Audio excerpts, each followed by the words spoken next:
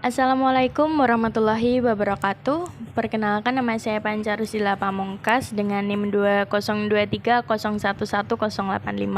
Di sini saya akan menjelaskan tentang tokoh Saint J. Lopez yang termasuk jajaran aktif dalam membahas psikologi positif.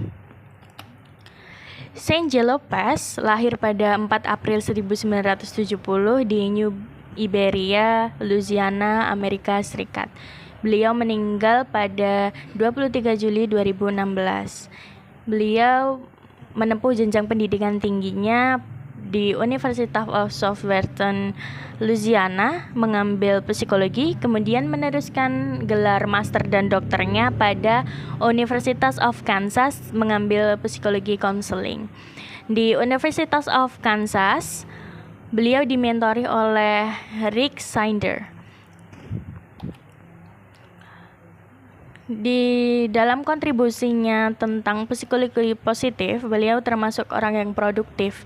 Beliau pada bidang akademik, beliau menjadi pendidik, pelatih, penasihat, mentoring, dan pengajar di University of Kansas. Beliau juga menghasilkan karya bersama mentornya Rick Sander dengan menghasilkan buku The Handbook of Positive Psychology, The Encyclopedia of Positive Psychology, dan Positive Psychology Assessment. Beliau pada bidang ilmuwan, setelah menggeluti bidang akademik, beliau jadi ilmuwan di Golub Organization. Beliau juga menjadi Dewan Direksi Asosiasi Psikologi Positif Internasional. Beliau berhasil melakukan penelitian bersama Golub tentang student poll. Di situ beliau meneliti tentang harapan dan kesejahteraan siswa sejumlah 4 juta orang. Beliau juga menerbitkan bukunya yang terkenal dengan judul Making Hope Happen. Kemudian beliau mempunyai prinsip dan membantu orang tentang harapannya untuk mencapai sebuah tujuan dan cita-cita. Kemudian di dalam buku beliau yang Making Hope Happen, adanya harapan merupakan hal terpenting manusia, yaitu harapan. Jadi harapan itu dapat diartikan sebagai seperangkat kognitif proses berpikir dalam hal yang baik untuk mencapai tujuan kita. Di dalam buku beliau, harapan itu dibentuk atas 3 dasar. Yang pertama, goals, agency, dan pathway thinking. Jadi goals itu apa sih? Jadi goals di sini adalah seseorang itu harus percaya pada tujuan yang mereka tentukan. Seperti itu.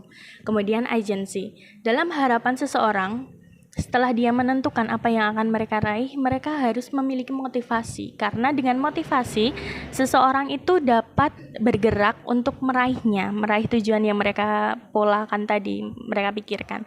Kemudian ada pathway thinking. Pathway thinking di sini adalah perencanaan yang direncanakan untuk mencapai goals-nya ini tadi, seperti itu. Kemudian ada future casting. Di dalam harapan yang dikemukakan oleh Saint Lopez, ada future casting, yaitu berkomitmen, yaitu berpikir tentang pola masa depan yang positif. Sederhananya seperti masa depan itu akan lebih baik dari hari ini. Nah, itu adalah future casting. Kemudian dalam Step of Hope yang disampaikan oleh Saint Lopez ada 4, yaitu fantasizing, dwelling, plan A to Z, dan leadership. Fantasizing di sini adalah memikirkan, berangan-angan, menggambarkan sebuah tujuan yang akan kita raih. Seperti kita ini ingin menjadi pengusaha, misalnya pengusaha busana atau desainer. Kita menggambarkan, besok kalau aku jadi desainer, aku bakal mendapatkan ini, profit ini, seperti ini. Yang dimana dalam konteks yang baik dan keuntungannya.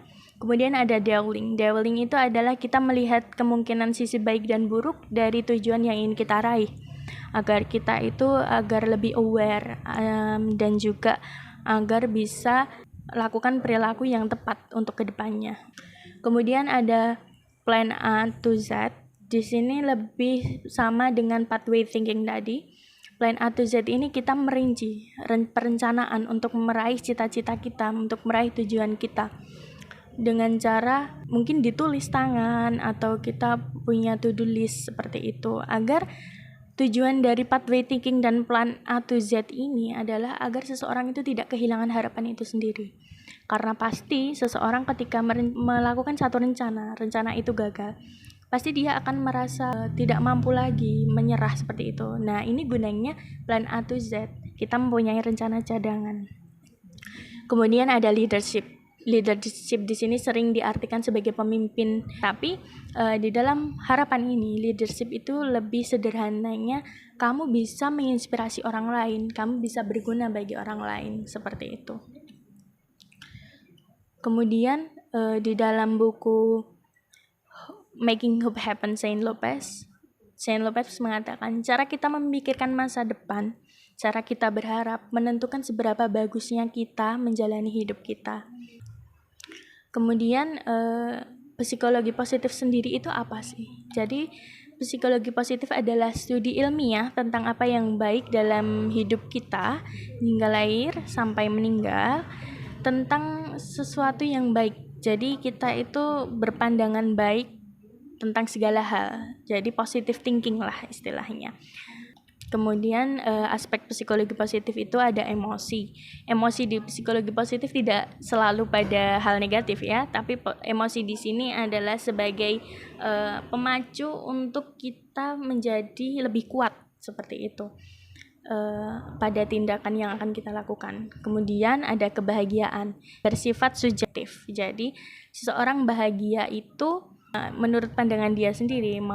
Kamu mau bahagia ya kamu memilih. Kemudian hidup di masa sekarang. Jadi psikologi positif itu menjalani yang sekarang, kemudian merencanakan masa depan daripada terjebak pada masa lalu. Memaknai masa-masa sulit di sini adalah untuk menambah kekuatan diri dalam menghadapi kemungkinan-kemungkinan buruk yang akan terjadi ke depannya. Kemudian di dalam psikologi positif pasti ada yang namanya optimis dan pesimis. Optimis itu adalah seseorang memikirkan harapan yang bakal terjadi dalam konteks baik, sedangkan pesimis itu adalah orang yang memikirkan hal-hal buruk yang akan terjadi pada dirinya. Optimis dan pesimis ini adalah sebuah pemikiran. Ketika kita berpikiran positif, sesuatu yang datang pada kita itu positif. Tapi ketika kita berpikir negatif, maka yang datang kepada kita itu adalah impact negatif. Kemudian dalam psikologi positif sendiri ada harapan dan model nilai motivasi seperti yang disampaikan Shane Lopez, yaitu hope, harapan.